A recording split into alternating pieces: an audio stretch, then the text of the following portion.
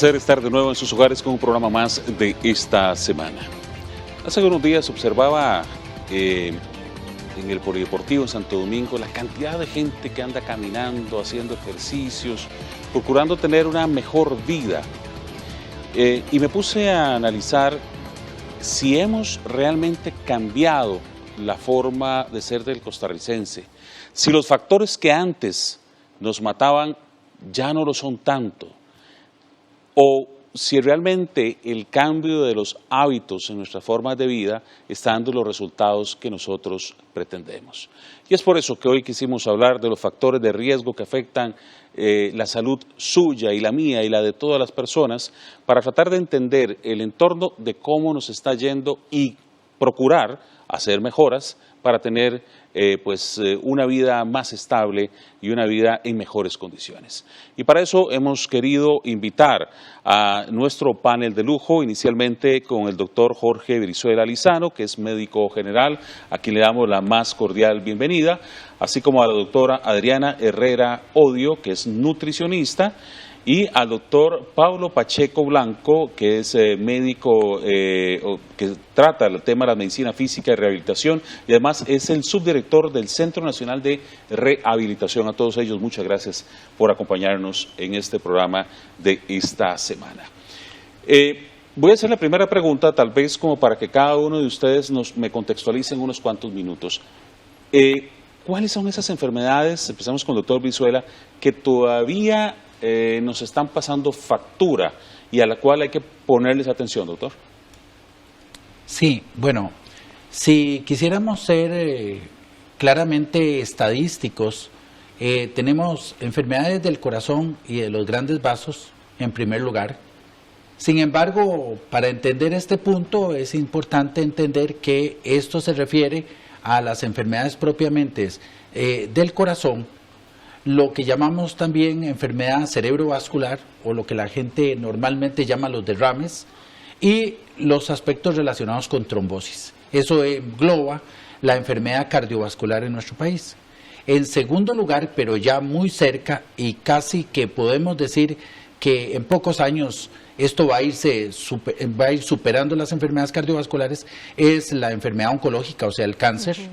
Y en tercer lugar tenemos los accidentes de tránsito y muertes violentas. Básicamente es el rubro, ¿verdad?, en general.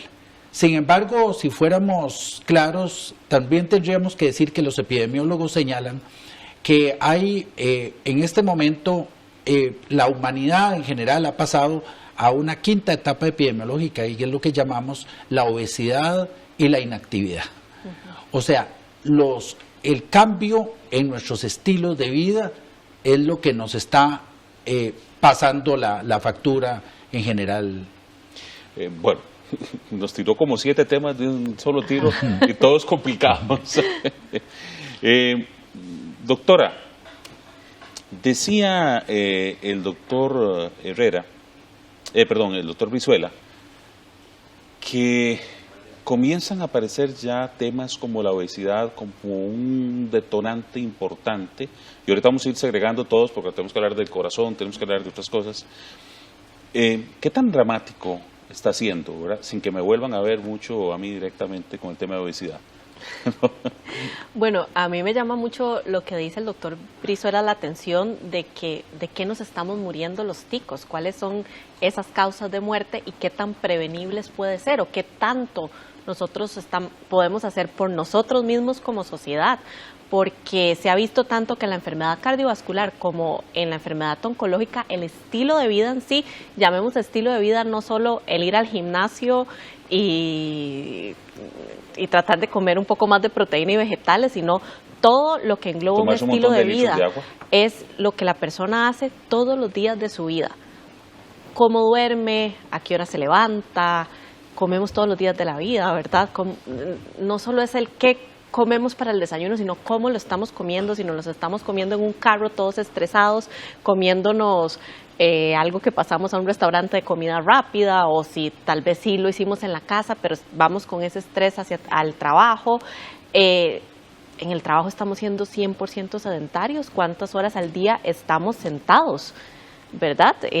Todo lo que abarca, vamos fumando para el trabajo, no fumamos, tenemos vicios, no tenemos vicios, emocionalmente estamos resolviendo nuestros problemas o nos estamos más bien como se dice popularmente, tragando los problemas que estamos teniendo, estando más estresados y refugiándonos en la comida como un alivio, ¿verdad?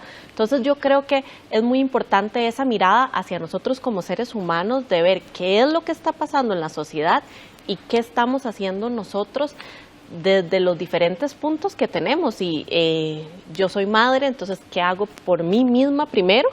Y luego por mi familia, que también toma el ejemplo. Si tengo la oportunidad de tener un negocio, tengo una jefatura, también procurar, recordemos que empleados sanos, empleados productivos, ¿verdad?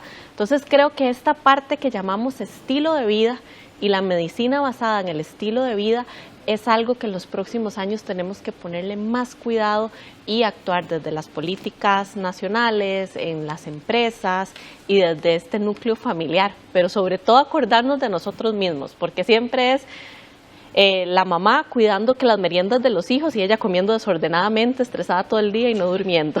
Doctora, nos mete en un tema, vamos, yo pensé que íbamos a hablar un poquitito de otras cosas, pero ustedes dos arrancan con un tema que me pareció muy interesante, y siendo el doctor Pablo Pacheco, especialista en la parte física y rehabilitación, nos mete podría complementarnos este tema, estilo de vida.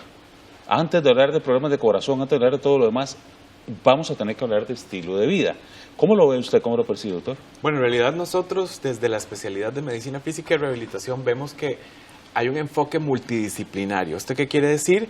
Que existen diferentes causas o factores de riesgo que van a provocar las diferentes enfermedades. Llámense enfermedades cardiovasculares, oncológicas, secuelas de evento cerebrovascular. En general, todas las causas tienen efectos sobre diferentes temas. Entonces tenemos la parte emocional, que la parte emocional es muy importante, por ejemplo, a la hora de tratar trastornos del neurodesarrollo en el niño.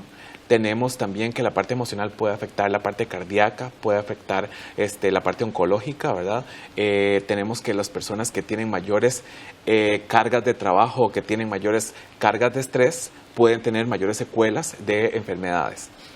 También tenemos la parte social es muy importante. La discapacidad en este país y en todos los países hay un binomio que se llama pobreza-discapacidad, que entre mayor índice de pobreza hay mayor índice de discapacidad y las personas que tienen mayor discapacidad son más pobres.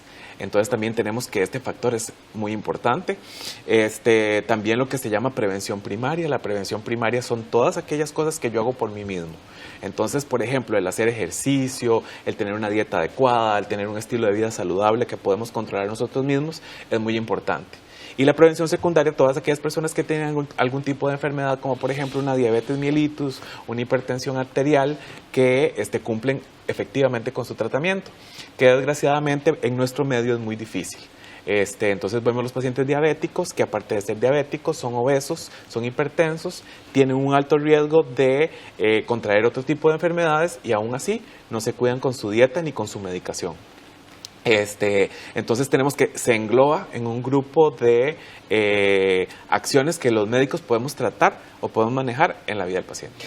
Hace algún tiempo estuvimos acá, la doctora me acompañó y estuvimos incluso hablando del tema del sueño como uno de los factores que de verdad ni siquiera se lo imaginaba uno hasta que yo me puse a profundizar un poquito más en el tema y me tiene impresionado cómo afecta esto al ser humano. Digo es esto porque hemos hablado de estilo de vida y quisiera que vayamos después del corte comercial a conversar sobre cuál es el estilo de vida correcto de una persona para no tener problemas cardíacos, porque pareciera mentira, o sea, y algunas señales que ustedes nos lo digan, porque uno a veces está en la casa y un pronto otro siente que le da taquicardia y uno dice, ya me dio esto, ya está, hasta aquí llegué, ¿verdad? O le da un dolor de pecho y uno dice, ya, hasta aquí llegué, y uno lo que le han instruido es póngase a toser para tratar de que nada pase. Entonces yo quisiera que cuando volvamos, estamos hablando de los factores de riesgo que afectan la salud, hablemos específicamente, porque el doctor Brizuela nos planteó varios ejes, pero vamos a hablar desde el punto de vista de los problemas cardíacos, cuál es un estilo de vida correcto y qué hacer. Ya venimos con más.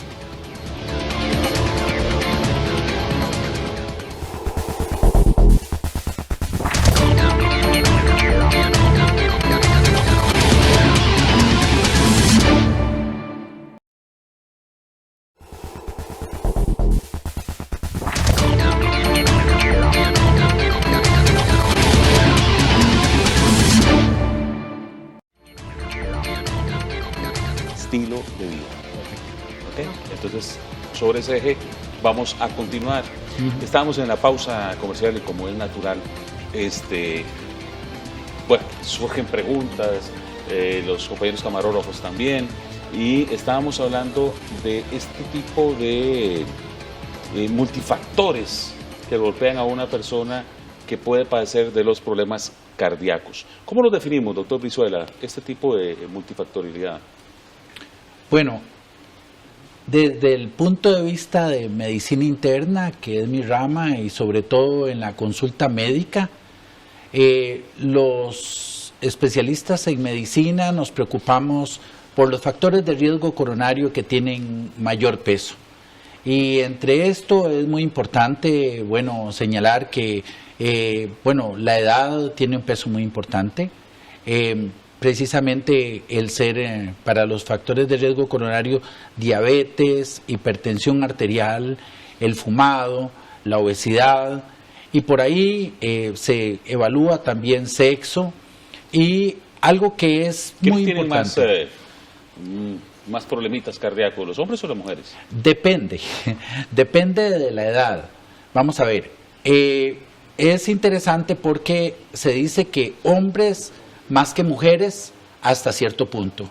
Cuando las mujeres pierden su menstruación, que en Costa Rica más o menos ronda los 51 años, entonces ellas pierden un factor protector cardiovascular importante, y en 10 años ya las mujeres equiparan su riesgo cardiovascular.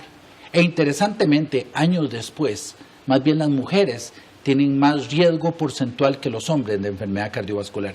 Esto va variando. Pero un detalle muy interesante es que cada vez vamos viendo pacientes cardiópatas en forma más joven, y esto es preocupante. ¿Y por el estilo de vida más ajetreado o por qué? Porque, repito, hemos ido sobre el eje del estilo de vida. ¿O es genético? ¿Qué es? Creo yo que la respuesta del doctor Pacheco fue muy acertada. Es esto tan multifactorial que es difícil achacarlo a una sola cosa. Pero sí hay una clara evidencia de que, por ejemplo, la genética tiene mucho que ver, ¿verdad? Yo diría que es algo, precisamente nosotros cuando hacemos nuestros interrogatorios le preguntamos de qué padecen en su familia, porque precisamente es una pregunta premeditada para saber más o menos qué riesgo tienen. Ahora, es algo, como todo en medicina, decimos que 2 más 2 nunca es 4. Vamos a ver por qué. Si nosotros le damos vuelta a la tortilla y nosotros decimos, de los pacientes que nos llegan con infartos al hospital, el 20% no logramos, o sea, 1 de cada 5 no logramos demostrar ningún factor de riesgo coronario. Pero vea qué interesante, el 40% de esos pacientes infartados que llegan al hospital tienen un factor de riesgo coronario. Entonces, si lo vemos en proporción y sabiendo que los factores de riesgo coronario, cuando se suman, más bien hacen una relación exponencial, o sea, que no se suma, sino que se multiplica, entonces es donde a nosotros nos interesa muchísimo el factor preventivo. ¿Por qué? Porque nosotros abogamos, Sí, adelante, perdón, doctor. abogamos porque sea que nosotros nos adelantemos a la enfermedad cardiovascular y no esperar a que el paciente tenga las complicaciones de estos factores de riesgo, llámese diabetes, presión alta y todo, obesidad, para nosotros intervenir tempranamente y tratar de evitarle al paciente pasar por ese episodio tan cruel que es las complicaciones cardiovasculares. Decía el doctor Brizuela, doctor Pacheco, que una de las cosas que hay que comenzar a articular es el tema de la prevención. ¿Cuáles son esos factores con los cuales uno tiene que ir previniendo? Pongámonos, porque en este momento el televidente debe decir, bueno, ¿y cómo prevengo? ¿Cómo hago? Y ahorita vamos a entrarle a qué comemos, ¿verdad? Que es una historia de nunca acabar, porque cada vez somos más glotoncillos y cada vez nos ponen la comida más barata y al frente. Eso es triste, pero es la verdad. Una de las cosas más importantes que hoy en día estamos viendo en la consulta es de que existen niños obesos, niños con mayor índice de masa corporal y que tienen mayor peso para la estatura que lo que esperábamos anteriormente. ¿Genética o sobrealimentación? Ambas. Pero principalmente lo que se debe a esto es a la poca accesibilidad que tenemos en este momento a los lugares de recreación que existían anteriormente, por ejemplo. En nuestra época podíamos salir a un parque a jugar, podríamos salir a la acera a jugar con los amigos. Hoy es muchísimo más de videojuegos, de situaciones en las cuales pone al niño en una situación en la cual no hay movilidad. También es importante recordar que existen malformaciones congénitas, que son otra parte muy importante de las cantidad de pacientes que nos llegan a nosotros a rehabilitación cardíaca, que son todos aquellos pacientes que tienen, por ejemplo, alguna enfermedad de las válvulas del corazón, ¿verdad? Que son las que permiten que la sangre llegue a los pulmones o que llegue a las diferentes partes del cuerpo. Y también tenemos todos aquellos pacientes jóvenes que tienen un factor genético importante o que tienen alguna enfermedad aterosclerótica ya per se, y es lo que ya hablábamos inicialmente de la atención primaria o la prevención primaria, que son todos aquellos métodos que usan los médicos en el primer nivel de atención para educar a la población y que la población sepa que tiene que hacer ejercicio, que tiene que hacer dieta, que tiene que controlar sus niveles a nivel sanguíneo. Eso siempre me ha puesto a pensar, como lo dije por el inicio, cuando yo veo un polideportivo absolutamente lleno de gente corriendo, caminando, haciendo ejercicios. No sé si habrán consultado a un médico antes de hacerlo, la verdad que no tiene una noción del tema, pero me pone a pensar cuáles son esos cuidados que tiene que hacer alguien, porque también están aquellos que están muy obesos y que están poniéndole durísimo pensando que después de la quinta vuelta ya todo se acabó, ¿verdad? Sí, se les quitó, pero también hay una presión social sobre ellos, ¿verdad? Psicológica, y a veces no es un tema de alimentación, es un tema de otras índoles. ¿Qué otro tipo de factores pueden estar vinculando? Es muy importante eso que comenta, porque en realidad la obesidad es uno de los factores de riesgo, ¿verdad? De un índice de masa corporal alto, o el nivel de la cintura, cuánto mide la cintura también es importante tomarlo en cuenta, pero sí es importante saber de que no todas que la obesidad no se trata con ejercicio, la obesidad se trata con dieta. El ejercicio físico, independientemente del nivel, si soy obeso o no soy obeso, nos va a ayudar a tener una mejoría cardiovascular importante, y en esto se basa la rehabilitación cardíaca, que tiene varias etapas, y la actividad física es lo más importante para poder volver a tener otra vez la normalidad, o por lo menos mejorar en la parte de lo que es la fracción de eyección, que es la cantidad de sangre que el corazón puede sacar para que los diferentes órganos se vayan a oxigenar.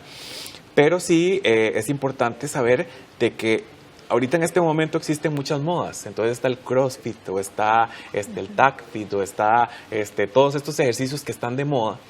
Y a mí me llama la atención que en un gimnasio de estos meten a todas las personas en el mismo grupo.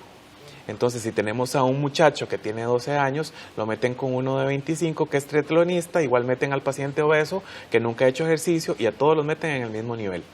Entonces es importante saber de que todas las personas, antes de comenzar una actividad física, deben de tener una evaluación médica previa, y bien después comenzar por pasos. Entonces debería de estratificarse el paciente que es obeso, el paciente que nunca ha hecho ejercicio, el paciente que ha hecho ejercicio. Hay personas obesas que tienen mejor condición cardiovascular que una persona que no es obesa, porque ha hecho ejercicio, ¿verdad? Y su condición cardiovascular, a pesar de que su dieta no ha sido la adecuada, tienen mejor condición cardiovascular.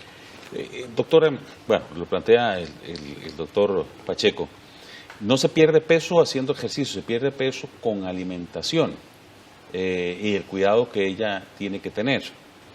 Pues la verdad que yo siempre he pensado que hay que entrarle el ejercicio, ¿verdad? Y me pongo a pensar, bueno, ¿cuál es esa fórmula al final para poder ir bajando de peso, que tiene que ver con, más allá del problema si me veo muy obeso o no? Ok, creo que aquí es importante, la nutrición ve muchísimos aspectos, ¿verdad? Uno es la pérdida de peso. En la pérdida de peso, lo que las investigaciones nos dicen, lo que priva es el déficit calórico, ¿verdad? Se ha visto que una reducción de lo que la persona necesita en calorías, por ejemplo, no sé, en mi caso, yo Simplemente para existir aquí necesito 1.300 calorías, es lo que llamamos la tasa metabólica basal. Es lo que la gente normalmente es, tengo un metabolismo alto, es porque tengo una tasa metabólica basal elevada, o esta dieta me hizo un metabolismo muy lento, es porque hice una dieta muy estricta, entonces esa tasa metabólica basal la redujeron.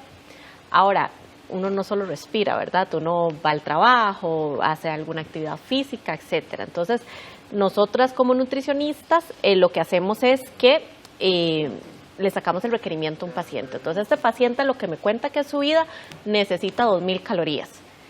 La reducción calórica o el déficit calórico es que yo a eso le resto 500, 600 calorías de acuerdo a la persona. Ahora, cuando yo me meto en la calidad, lo que pasa es que es muy diferente 1.500 calorías en comida rápida y alimentos procesados a 1.500 calorías en alimentos sanos. 1.500 calorías en alimentos sanos, si yo lo pusiera aquí, todo el mundo más bien lo que me dice es, pero me está mandando a comer más de lo que normalmente como. Lo que pasa es que si yo siempre en la tarde agarro un paquetito de papitas tostadas, me como una Coca-Cola y un chocolate, y ya gasté 500. Y un almuerzo de 500 calorías tendría arroz, frijoles, un trozo de carne, un montón de vegetales. Los vegetales, por ejemplo, son alimentos que me van a dar la saciedad que yo necesito y además me dan muchos micronutrientes para temas que son salud cardiovascular. Otro elemento muy importante es que nos preguntemos nosotros allá en sus casas, bueno, primero, si están viendo este programa de noche, ¿cuántas frutas se han comido hoy? O sea, ayer comí frutas.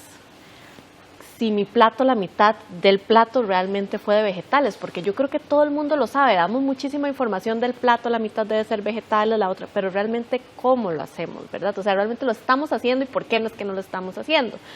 Y es muy importante evaluar de los alimentos que yo le estoy ofreciendo en mi familia, cuántos yo estoy consumiendo directamente el alimento o cuál es un producto industrializado. Por ejemplo, es diferente que yo coja una papa y la hierva, la ponga al horno, la hagan pedacitos, incluso una fritura superficial, o yo compro el polvo para hacer puré de papa. Ahí hay una diferencia grandísima en la cantidad de grasa que va a tener, en el sodio, ¿verdad? Es muy diferente. Yo le pongo, no sé, mantequilla a la papa o le puse aceite de oliva. Siempre me he quedado con la duda, porque nosotros tendemos a ser medios perezosos, ¿verdad? Y hablamos de estilos de vida y rutinarios, ¿verdad? A veces repetimos una y otra vez la alimentación, o vamos a hacer un poquito de ejercicio y lo hacemos hoy, pero ya mañana no. O el doctor me recomendó no fumar y la siguiente semana no fumo, pero en la que sigue estoy de nueva. Vamos a ir a una pausa y cuando regresemos quiero hablar de algunos factores o algunas experiencias que ellos han tenido en sus consultorios que han sido de éxito y de qué está hecho el éxito de esas personas que han logrado convertirse o transformarse en un estilo de vida apropiado. Ya venimos con más.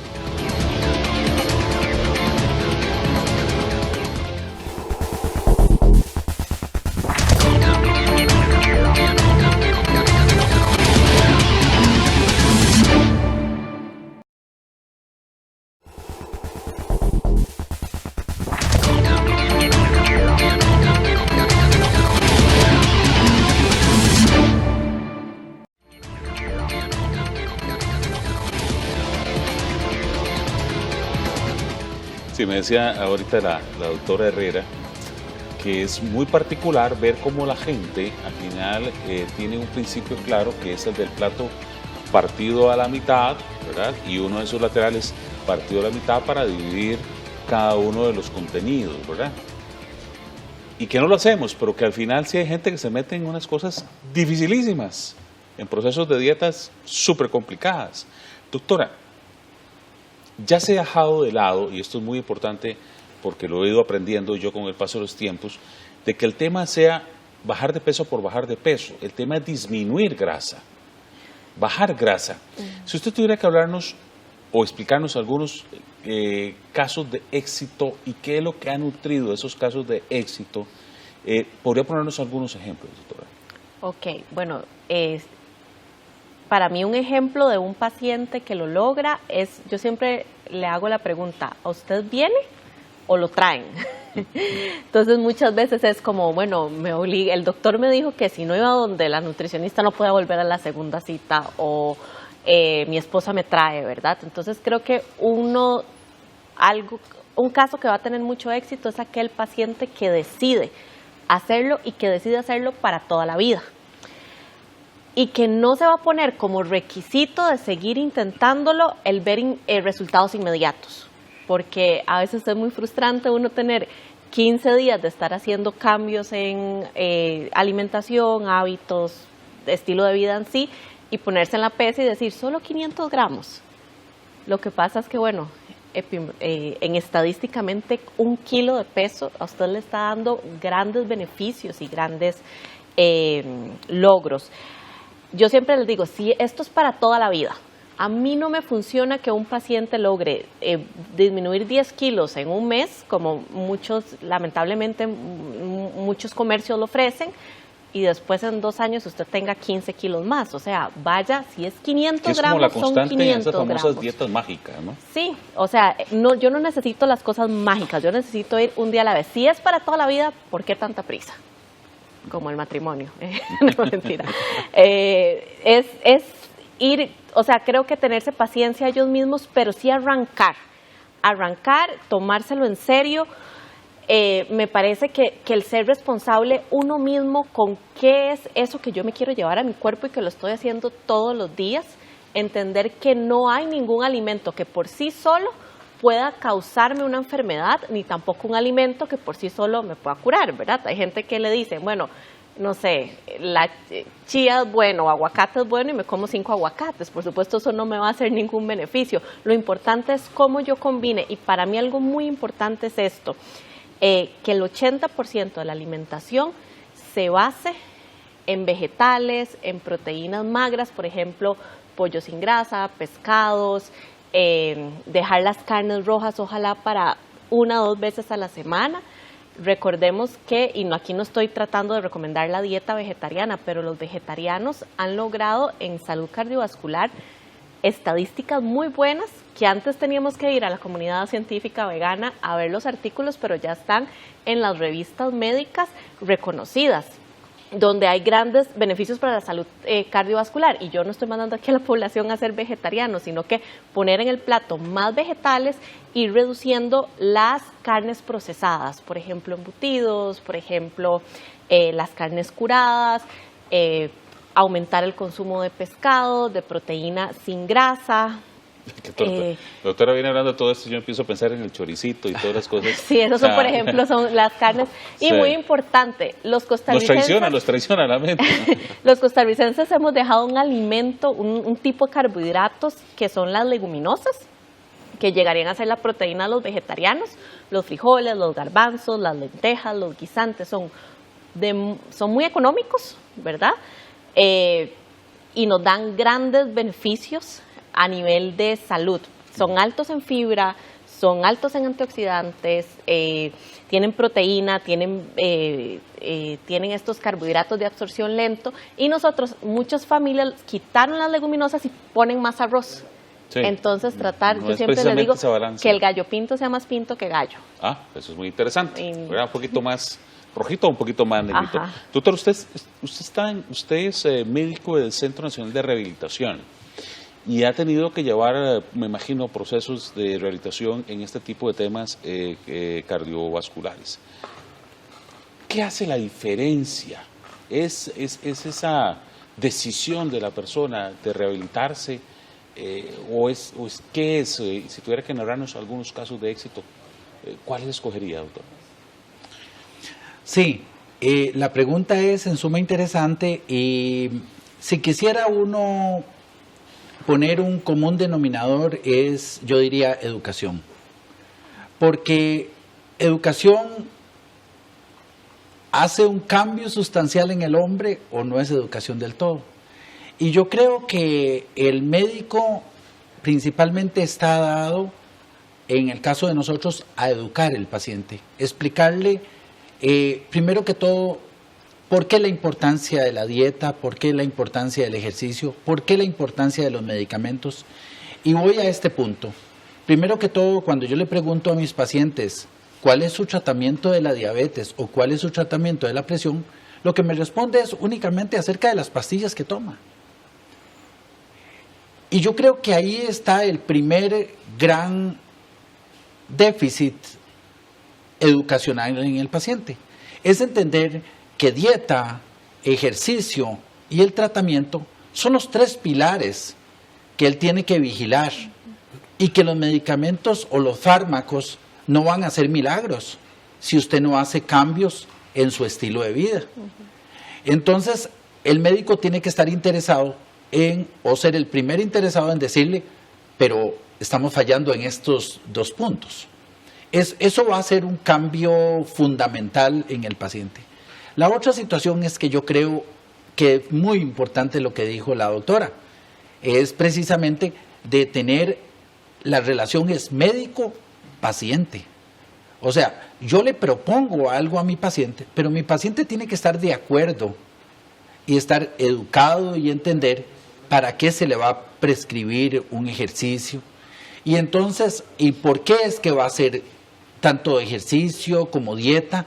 Y yo voy a estar pendiente de que precisamente explicarle por medio de números. Los internistas somos tremendamente crueles con los números, o sea, todo lo discutimos con el paciente en base a los números y a la evolución de su enfermedad, porque lo que nos interesa es demostrarle a él que lo que él está haciendo está funcionando. Inicialmente, como dice la doctora, el cambio es a nivel celular, el cambio no se va a ver, pero después, con respecto a la evolución de su tratamiento, sí él va a ir notando que su organismo ya responde diferente y que él logra cosas que anteriormente solo soñaba. Por otra parte, yo creo que es muy importante, el segundo parámetro es la disciplina. Porque, por ejemplo, yo le puedo hablar de números, pero digamos ejercicio. Bueno, nosotros los internistas decimos 150 minutos de ejercicio por semana. Pero ¿cómo es ese ejercicio? Bueno, primero que todo nosotros pedimos que sea cada 48 horas para que los cambios metabólicos sean efectivos. Entonces es ajustarse a una costumbre de que llueva, truene, nieve. Precisamente el paciente tiene que disciplinarse a hacer ese ejercicio como una constante. Entonces esto me lleva a otro de los valores importantes dentro de un estilo de vida, que tiene que ver con la disciplina. Voy a coger las palabras del doctor Brizuela, doctor Pacheco, para que usted me explique por qué ese dato me pareció sumamente interesante. O sea, son 150 minutos de ejercicios por semana y no debe suceder que después de 48 horas no hayas hecho algo. ¿Por qué? ¿Por qué esa medición? Bueno, en realidad nosotros basamos la cantidad de ejercicio depende a la capacidad cardiovascular que tenga un paciente y también aparte de eso a los objetivos que tengamos, ¿verdad? A nosotros al hospital nos llegan pacientes que ya están diagnosticados con una enfermedad cardíaca, entonces tenemos que hacer una valoración previa para poder ver cuál es la capacidad que tiene ese paciente para poder realizar la actividad física y qué fortaleza, digamos, qué tanto tiene que hacer el paciente, qué tanta resistencia hacia el ejercicio.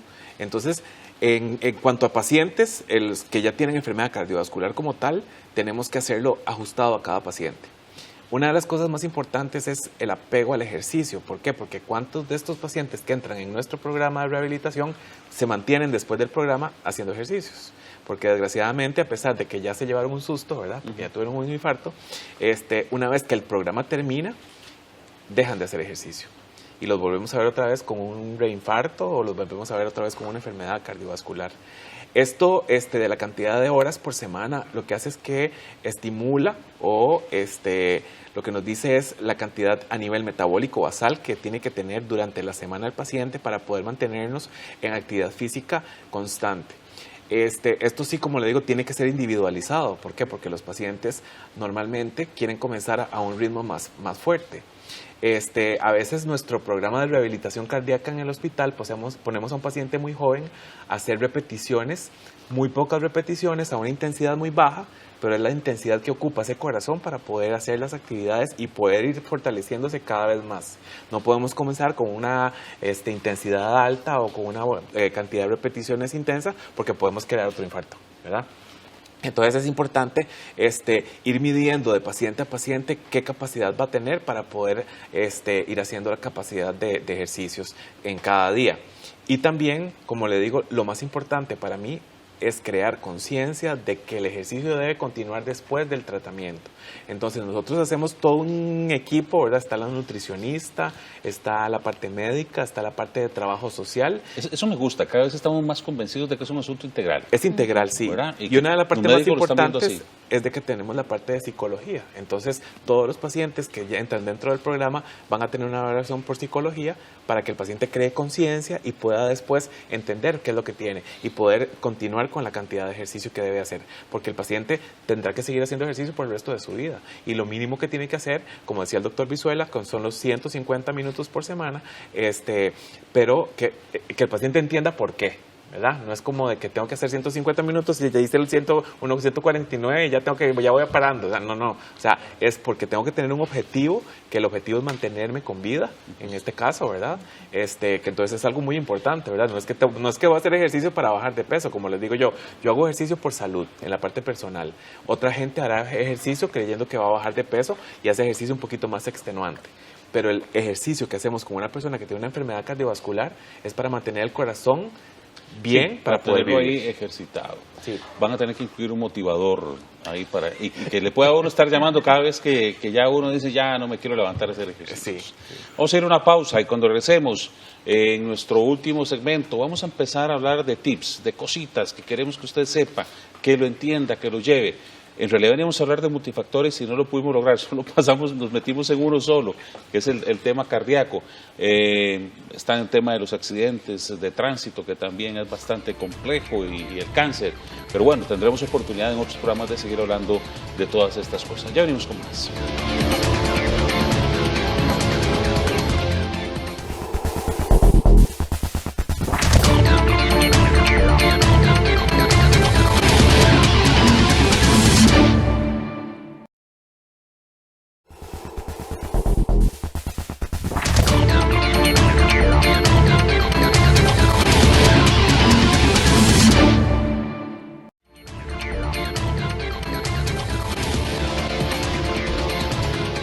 Hemos estado hablando sobre un estilo de vida saludable y vamos a tratar de varios factores que afectan nuestra salud. Solo pudimos trabajar uno, que es el tema cardíaco, pero no quería que termináramos el programa sin profundizar en algo que lo conversamos mientras estábamos en la pausa, y es cuán peligroso es para todas las personas tomarse a la ligera un estilo de vida, ¿verdad? Y que tiene que ser algo más integral.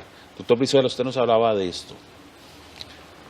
Sí, es interesante porque en el acercamiento que uno tiene con el paciente, muchas ocasiones uno se da cuenta que el problema básico que tiene el paciente es que, primero que todo, tiene ideas preconcebidas acerca de aspectos que no son ciertos. Entonces es muy importante eliminarle esos errores de concepto que se tienen respecto a ya sea aspectos de ejercicio, de dieta, porque ellos piensan que precisamente dieta es una cosa que van a pasar con hambre todo el día, cosa que no es cierto, o el ejercicio en el cual como nos decía el doctor Pacheco, de moda está esto y ellos piensan que porque es muy caro es muy valioso, ¿verdad? O es más efectivo. Y eso no es cierto, más bien, como dice el pueblo, ¿verdad? En lo simple está lo correcto, ¿verdad? es tomar las cosas con moderación y discutirlas con el médico, porque yo les decía a ellos, con este bombardeo de internet... ¿Lo van teniendo claro los médicos ya, de que tienen que sentarse y conversar un poquito más, o seguimos con aquella famosa de, ¿qué tiene? Tómese una pastilla, ya?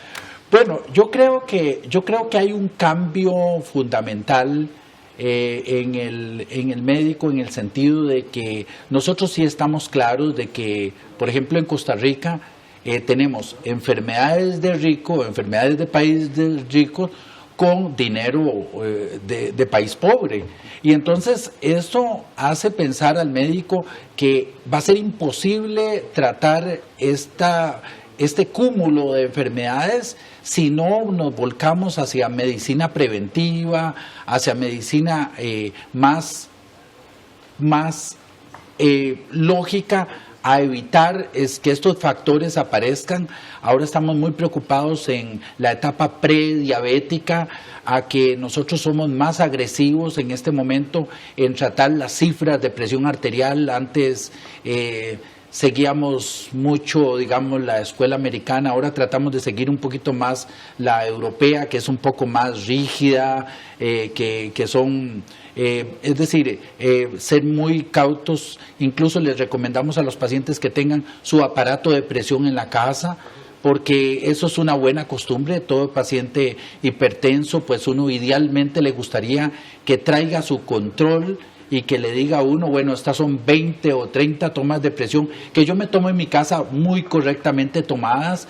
Entonces tratamos de interactuar mucho con el paciente en el sentido de que ya uno sabe que si uno involucra al paciente en la consulta médica y lo hace copartícipe, y no como antes, que era como muy un receptor metódico, de ya tal cosa. Yo digo y usted obedece. Sí, el tema es, ahora lo podemos resolver, pero tenemos que hacerlo entre ambos. Es correcto. O sea, tenemos un problema entre manos y vamos a tratar de resolverlo, y vamos a ver en qué se le dificulta, como dice usted, cuál es el problema, qué podemos hacer, y sobre todo apoyarnos en profesionales. Eso que decía la doctora es cierto. Eso no es ninguna mentira. Yo incluso se lo he dicho a mis pacientes. Es que es fundamental, si usted es diabético, que usted sea disciplinado con sus kilocalorías, porque si no, vamos a entrar en un problema en el cual cada vez usted va a requerir, en el caso de los diabéticos, más insulina, se pone con más obesidad y entramos en un círculo vicioso muy peligroso. Pero si él tiene claro desde una primera instancia de que dieta, ejercicio y medicamentos tienen que ir de la mano y que nosotros le vamos a vigilar eso, buscando los balances. Creo que en eso radica esa diferencia de perspectiva, y sobre todo que va amparado a un éxito, que lo vamos a ir corroborando. Me asustaba ahora en corte comercial cuando el doctor Pacheco y la doctora Herrera hablaban de las modas y lo peligroso. Inclusive la doctora me decía que hay gente que ahora le pone mantequilla al café porque es una moda de los que hacen CrossFit. Decía el doctor Pacheco de que llegas a hacer una jornada de ejercicio y la gente termina vomitándose, pero además no hay diferenciación. ¿Qué tan peligroso en estas modas o en estos estilos de vida, y les dejo la pregunta abierta a ambos, se está volviendo que queramos seguir una moda? Bueno, en nutrición pasa mucho que ahora las redes sociales, los sistemas de comunicación, hay demasiada información, pero esa información realmente no nos está educando de una manera terapéutica. Hay una educación que es terapéutica.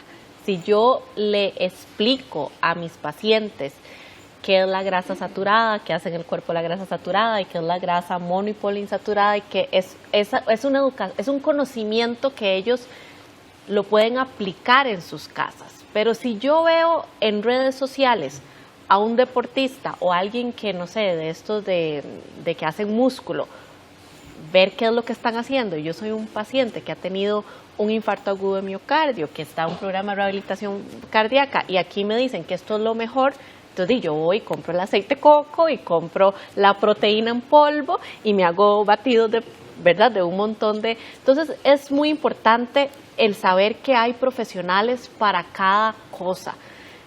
Por ejemplo, yo tengo muy claro que mi campo es la nutrición, mi campo no es la nutrición deportiva, no es la nutrición pediátrica, porque ni siquiera en mi lugar de trabajo tengo los aparatos para pesar y medir un bebé, entonces es la enfermedad crónica no transmisible, ¿verdad? Y lo que yo voy a enseñar al paciente es esto. Entonces hay que ser muy cuidadosos y en Yo Nutrición aquí siempre dejo, háganlo simple.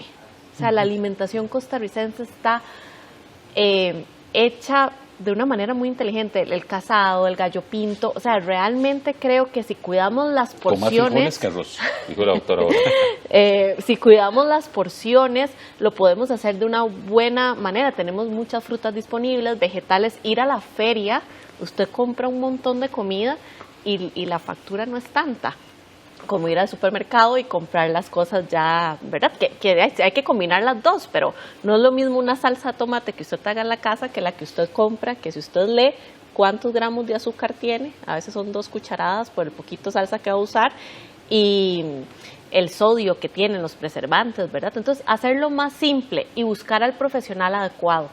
No es lo mismo que yo tenga riesgo cardiovascular a que yo ya haya tenido un infarto agudo de miocardio, y eso me va a tocar buscar en nutrición, en la parte de rehabilitación cardíaca, ser responsables. Doctor, me asusta un poquito pensar en eso que decía usted, porque me parece que a lo mejor, y lo voy a decir con toda la transparencia, muchas de las personas que están en un gimnasio, que están guiando el ejercicio, se la están jugando. Sí. Se la están jugando y en peligroso, porque todos queremos cuando viene una moda meternos en algo, pero no medimos los riesgos.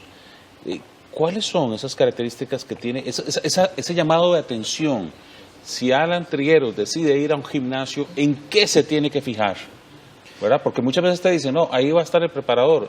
Te hace una lista y tome, llena una hojita y al final uno no supo nada. Y póngase allá. Claro. Nosotros, digamos, basamos todos los ejercicios en una valoración completa del paciente. Entonces, ve que, por ejemplo, los pacientes que llegan a rehabilitación cardíaca, no todos pueden hacer los mismos ejercicios, porque llegan pacientes adultos mayores que tienen una artrosis de rodilla o que tienen un desgaste en el tobillo, un esguince en el tobillo crónico, que tienen una mala alineación de una pierna. Entonces, hay que hacer una valoración general. Entonces, esto en la parte médica. Ahora en un gimnasio, con más razón todavía, es obligación del entrenador hacer una valoración previo a hacer un programa de ejercicios.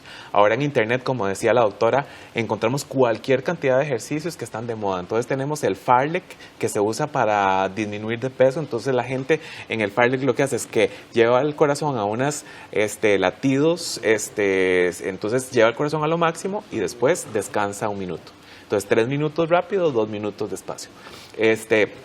Esto para darte un ejemplo, igual que como les decía, el CrossFit, por ejemplo, tiene movimientos con unas cuerdas que para poder mover los brazos y hacer mayor revoluciones a nivel cardiovascular también, que puede lesionar los hombros. También tenemos las gradas que la gente brinca, que eso también ayuda a estimular más lo que es el proceso de la contractibilidad cardíaca, pero esto lo que puede hacer también es lesionar las caderas, lesionar la columna, lesionar las rodillas. Entonces tenemos que hacer individualizado cada uno de los ejercicios y ver qué puede o qué no puede hacer cada persona, dependiendo de la edad, dependiendo del sexo. O sea, en esos gimnasios donde usted ve que todo el mundo está haciendo lo mismo, toda la cuestión, mejor ni entre. Tiene que haber un trabajo específico. Y por lo general así son la mayoría de los gimnasios. Usted ve que cuando le hacen un programa en el gimnasio, ustedes le dicen, bueno, tiene que hacer 30 minutos de bicicleta. Si usted nunca se ha montado en una bicicleta, hacer 30 minutos de bicicleta es sumamente extenuante. Entonces, hay que comenzar despacito y con buena letra, ¿verdad? O sea, hay que ir muy despacio para poder tener objetivos y resultados que vayan a ser reales, porque si yo comienzo con 30 minutos con bicicleta 4 veces a la semana, téngalo por seguro que muy probablemente el éxito de dejar el gimnasio va a ser muy, muy alto. O sea, porque la mayoría de la gente no aguanta, porque su condición cardiovascular está tan limitada a la hora de no hacer ejercicios. Te someten al fracaso desde el inicio porque te forzan más de la cuenta. Por supuesto. Entonces tengo que comenzar despacito. ¿Qué es lo que pasa? Que eso también, hacer 10 minutos de ejercicio cardiovascular, para la mayoría de la gente no es provechoso, pero hay que explicarles que sí es provechoso, que sea que estos 10 minutos se van a convertir ya después en 15 minutos, en 20 minutos o hasta una hora, y ir en un proceso evolutivo. Ahora, por ejemplo, la moda de correr, que hace poco vi la carrera esta que estaba en San José y me acordé, porque es exactamente igual.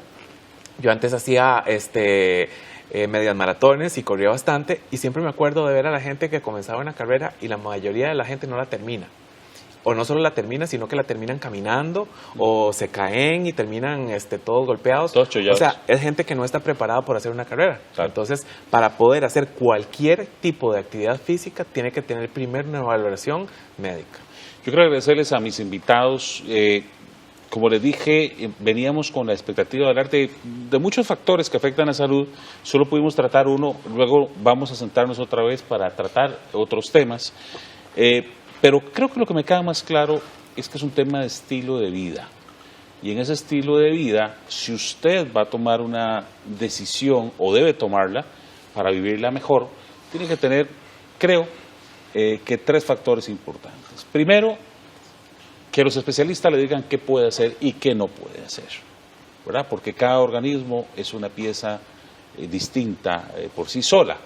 Lo segundo es comer simple, dijo la doctora, ¿verdad? Más frijoles que arroz, que no se les olvide. Comer simple, comer con el plato siempre tractado y pensando en verduras y pensando en frutas y pensando en todas estas cosas. Y lo último que me queda claro es que no deje de hacer al menos 150 minutos por semana, ¿verdad? Y que no pasen más de 48 horas, pero que por favor hayan especialistas que le digan qué puede hacer y qué no puede hacer. De verdad, muchas gracias a todos mis invitados, a ustedes. Hemos hecho un programa para tratar de encender algunas luces y que usted tenga una mejor vida. Para eso está hecha esta mesa, para el diálogo, para conversar. Costa Rica la construimos entre todos. Dios bendiga sus hogares.